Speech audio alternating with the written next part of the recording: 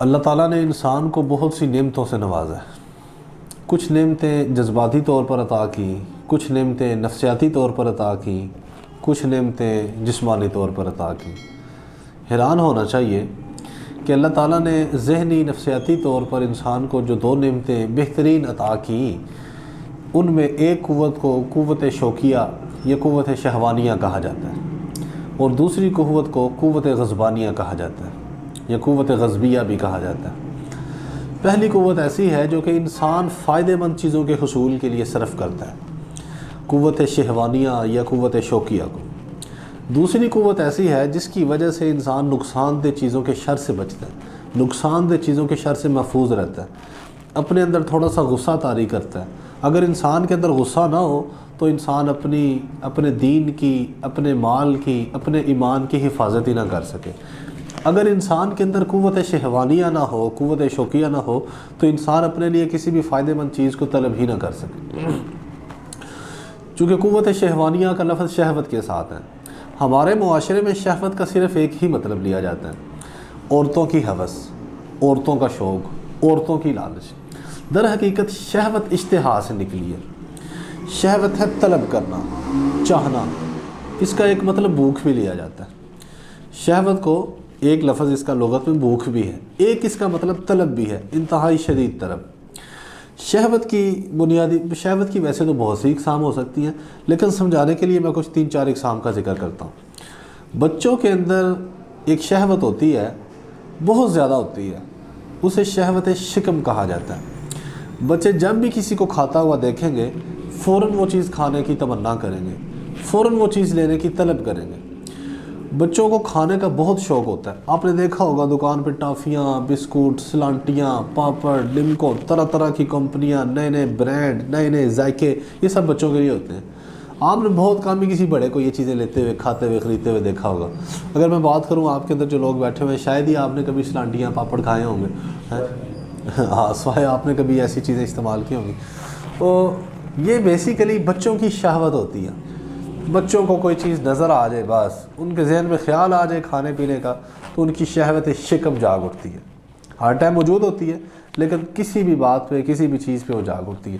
آپ نے دیکھا ہوگا بچے تنگ کر رہے ہوں، بچے رو رہے ہوں، بچے ڈسٹرب کر رہے ہوں، انہیں کوئی کھانے کی چیز دے دی جائے، وہ اس کے دھیان میں مصروف ہو جاتے ہیں، اس کی توجہ میں، اور وہ اپنی ضد کو چھوڑ دیتے ہیں، تنگ کرنا چھوڑ دیتے ہیں۔ اسی طرح عورتوں کے اندر بھی ایک شہوت پائی جاتی ہے جو صرف عورتوں کے ساتھ مخصوص ہوتی ہے۔ اسے شہوت تزئین کہا جاتا ہے۔ یہ ہے بننے کی شہوت، سنورنے کی شہوت، اچھے اچھے کپڑے پہنا، میچنگ، جیولری، اچھے اچھے شوز، بہترین انداز میں نظر آنا، یہ ہر عورت کے اندر موجود ہوتی ہے۔ عورت جتنی بھی نیک ہو، جتنی بھی باپردہ ہو، عورت کا اندر ایک دل، ایک من یہ کرتا ہے کہ میں سب سے زیادہ حسین نظر آؤں، سب سے زیادہ خوبصورت نظر آؤں، میں ایسے جوڑے کو زیب تن کروں، ایسا لباس پہنوں جو کرۂ ارض پہ کسی نے نہ پہنا ہو، میں ایسی میچنگ کروں جو آج سے پہلے کسی نے نہ کی ہو۔ آپ نے تو دیکھا یا نہیں، میں نے تو دیکھا بعض دفعہ عورتیں کوئی سوٹ لیتی ہیں کسی فنکشن کے لیے، اسے چھپا کے رکھتی ہیں، اسے چھپا کے سلائی کرتی ہیں، کسی کو پتہ نہ چل جائے میں نے سوٹ کون سا لیا ہے، کوئی میری ریس نہ کر لے، کوئی اور میری طرح کا کپڑا نہ پہن لے، کسی اور کو یہ سوٹ اچھا نہ لگے وہ نہ پہن لے۔ جتنی بھی عورت نے کسی درجے شریعت نے اجازت بھی دی ہے اپنے خاوند کے لیے بننے کی، سنورنے کی، خوبصورت ہونے کی، بناؤ سنگار کرنے کی، کسی درجے اجازت بھی ہے، لیکن بعض اوقات یہ چیز عورتوں میں بہت زیادہ ہو جاتی ہے۔ کوئی بھی چیز اگر حد سے زیادہ ہوگی تو نقصان کا باعث ہوگی، کسی درجے اجازت بھی ہے۔ تو یہ عورتوں کے اگر دیکھا جائے تو مردوں کو اس کا کوئی فکر اور کوئی احساس نہیں ہوتا، مردوں کو کوئی طلب نہیں ہوتی۔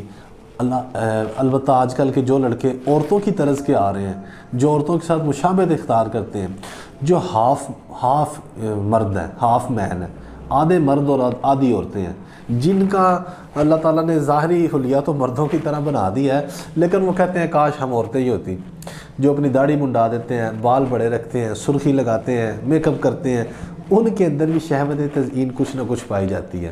آج کل تو میں دیکھتا ہوں کہ نائیوں کی دکان پہ، حمام پہ، سلون پہ بڑا رش ہوتا ہے لڑکوں کا، کوئی جناب فیشل کروا رہا ہے، کوئی میک اپ کروا رہا ہے، کوئی وہ اس کا بڑی بڑی ان کے نام ہوتے ہیں، وہ جو ان کے میک اپ کے انداز ہیں، طریقے ہیں، کوئی مڈ ماسکنگ ہے، مجھے تو سارے نام بھی نہیں آتے مکمل، پر ان کے اندر بھی عورتوں کی یہ خصلت پائی جاتی ہے، یہ شہوت ان کے اندر بھی آنا شروع ہو گئی۔ ایک شہوت ہے جسے ہم عرف عام میں شہوت سمجھ، وہ شہوت فرج ہے، یہ عام طور پہ مردوں میں زیادہ پائی جاتی ہے۔ اب مرد کوئی بھی ہو، چاہے وہ جوان ہوتا ہوا مرد ہو، ادھیڑ عمر ہو، یا 80 سال کا بڈھا کیوں نہ ہو، انہیں ہر وقت خوبصورت عورتوں کا شوق ہوتا ہے، ہر وقت۔ اچھا میں اس میں آپ کو ایک بات بتاتا چلوں کہ انسان کی کوشش ہوتی ہے، انسان کی، مردوں کی فطری طور پہ، لاشعوری طور پہ یہ خواہش ہوتی ہے کہ جب بھی موقع ملے، استطاعت ہو، ہمت ہو، طاقت ہو، معاشرے کے اندر کوئی اجازت ملتی ہو، وہ فوری طور پہ دوسری شادی کرے۔ آپ کا دل کرتا ہے اس طرح کا؟ آپ کا؟ یہ ہر کسی کا کرتا ہے۔ یہ اللہ تعالیٰ نے انسان کے اندر ایک فطرت رکھ دی ہے، یہ انسان کے اندر شہوت پائی جاتی ہے۔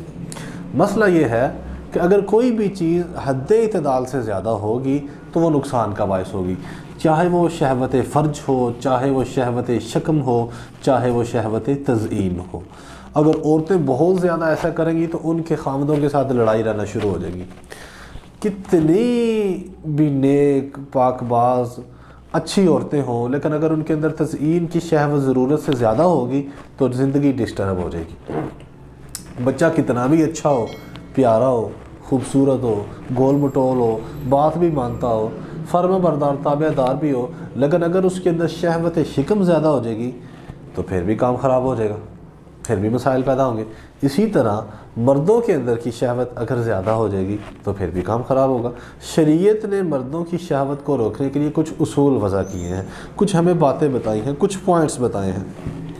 دراصل شہوت کے بھڑکنے کی سب سے بڑی وجہ آنکھوں کا دیکھنا ہے، آنکھوں کا خوبصورت عورتوں کی طرف دیکھنا، نامحرم عورتوں کی طرف دیکھنا، یہ شہوت کو بھڑکانے کا ایک بہت بڑا سبب ہے۔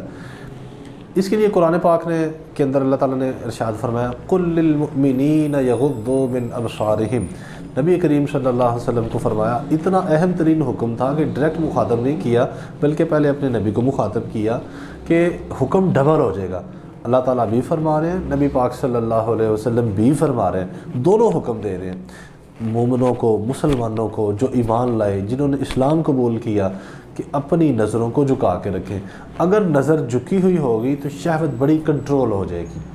اگر ہم کسی کو دیکھیں گے، اس کا خاکہ دماغ میں بنے گا، اس کا خیال دماغ میں آئے گا، تو انسان اس خیال کو لے کے بھڑکے گا، شیطان بھڑکائے گا، بہکائے گا، بھٹکائے گا، شہوت بھڑکنا شروع ہو جائے گی۔ دوسری بات یہ ہے کہ موسیقی کا سننا، عورتوں کی آوازوں کا سننا، گانوں کا سننا، یہ سننا بھی شہوت کو بھڑکانے کا ایک بہت بڑا باعث اور سبب ہے۔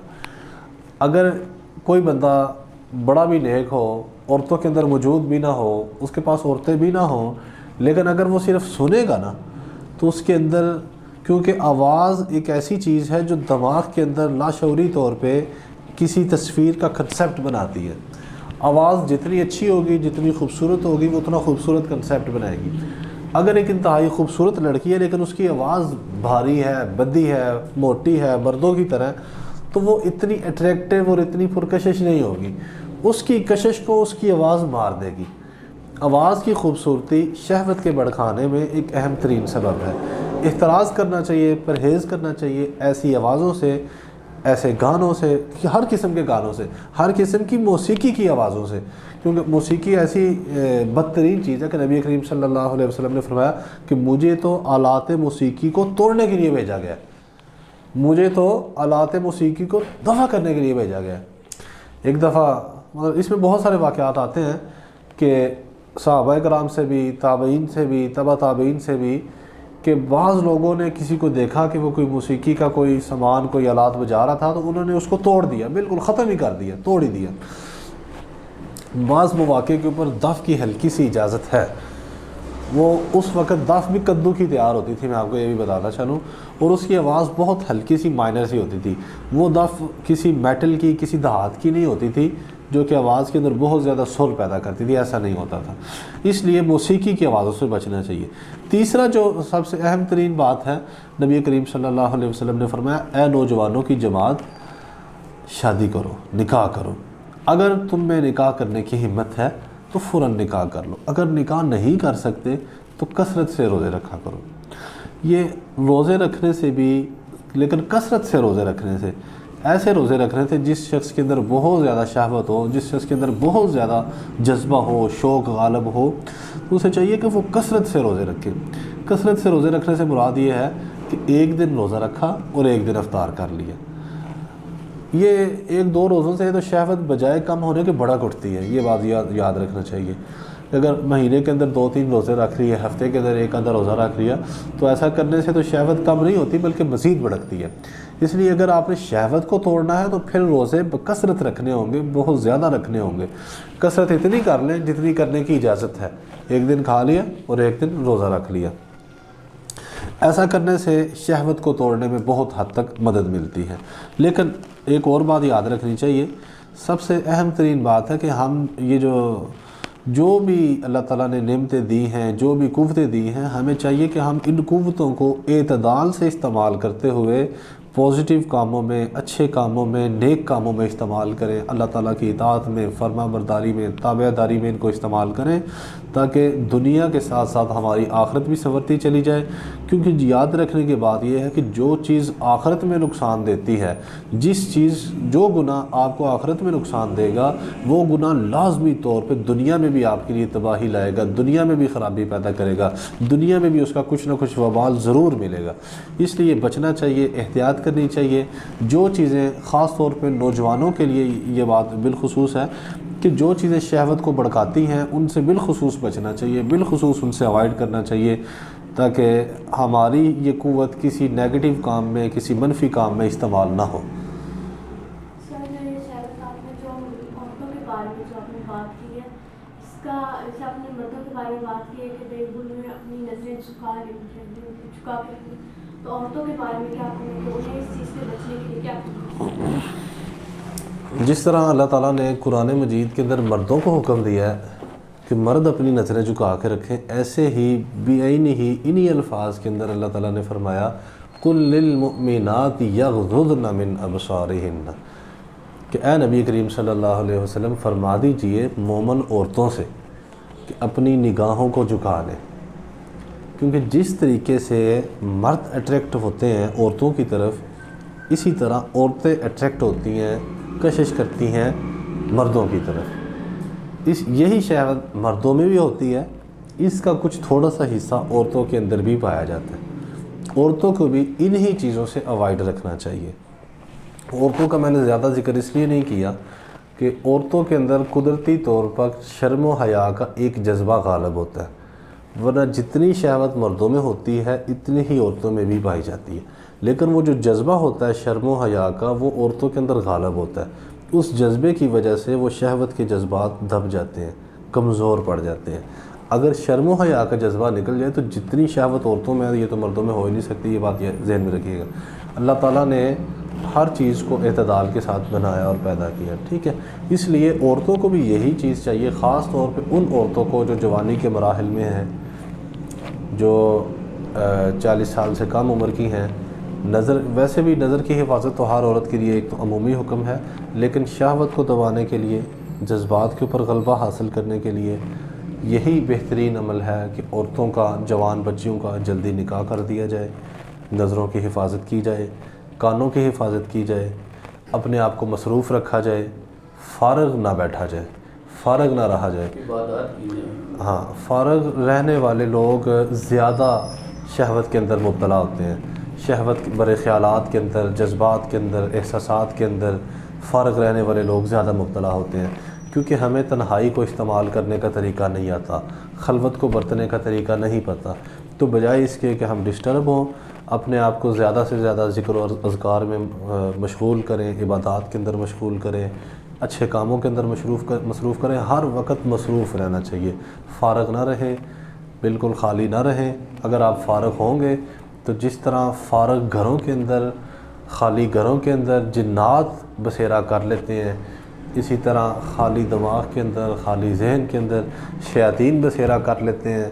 شیاطین بسیرا کر کے پھر اسی طرح کے خیالات کو، جذبات کو، احساسات کو ابھارنا شروع کر دیتے ہیں.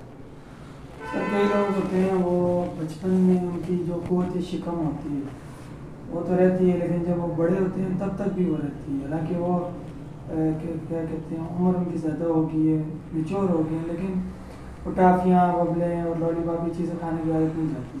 تو کیا کہیں گے آپ کے قوت شکم ابھی بھی ہے یا ختم ہو چکی ہے؟ یہ ایک بیماری کی صورت اختیار کر جاتی ہے چیز. ایک اسے بیماری کہا جا سکتا ہے اور ایک اسے عادت کہا جا سکتا ہے. بعض اوقات یہ شدید بیماری ہو جاتی ہے، اس کو طب کے اندر جوع البقر کا نام دیا جاتا ہے. جوع البقر کا کیا مطلب ہے جی؟ گائے کی بھوک، بہت زیادہ کھانا، بے تحاشا کھانا، بے انتہا کھانا. اس کو یہ اس لیے ہوتا ہے کہ ان کے اندر، یہ میں طبی نقطہ نظر سے بات بتا رہا ہوں، کہ معدے کے اندر تیزابیت انتہائی زیادہ ہو جاتی ہے، سوداوی مواد زیادہ ہو جاتے ہیں، جس کی وجہ سے بھوک انہیں بہت زیادہ لگتی ہے. بھوک زیادہ لگنے کی وجہ سے جب بھی بھوک لگتی ہے تو ڈیفینیٹلی دماغ کے اندر کھانے کا خیال آتا ہے. ایسے لوگ کھانا کھا بھی لیں تو ان کی بھوک ختم نہیں ہوتی، پیٹ بھر جاتا ہے لیکن بھوک ان کی ختم نہیں ہوتی. بہت سارے لوگ ایسے پائے جاتے ہیں. تو کچھ لوگوں کی آنکھوں کے اندر بھوک ہوتی ہے، کچھ لوگوں کی آنکھوں کے، وہ کھانا کھا کے آئے ہیں، اچھا کھانا کھایا لیکن آگے دیکھا کھانا لگا ہوا ہے، تو یہ بری عادت میں شمار ہوتی ہے. یہ بیماری نہیں، یہ روحانی بیماری ہے. جو تو پیٹ کی بھوک ہے وہ تو جسمانی بیماری ہے، جو آنکھوں کی بھوک ہے یہ روحانی بیماری ہے. ایسے لوگوں کو چاہیے کہ وہ ایسے لوگوں کو بھی دیکھا کرے جن کو کھانے کو کچھ نہیں ملتا. پیٹ تو بھرا ہوا ہے لیکن آنکھیں نہیں بھرتی، آنکھیں طلب کرتی ہیں اور کھانے کے لیے. ایسے لوگوں کو دیکھنا چاہیے جن بیچاروں کو ایک وقت کا کھانا، ایک ٹائم کا کھانا بھی نصیب نہیں ہوتا.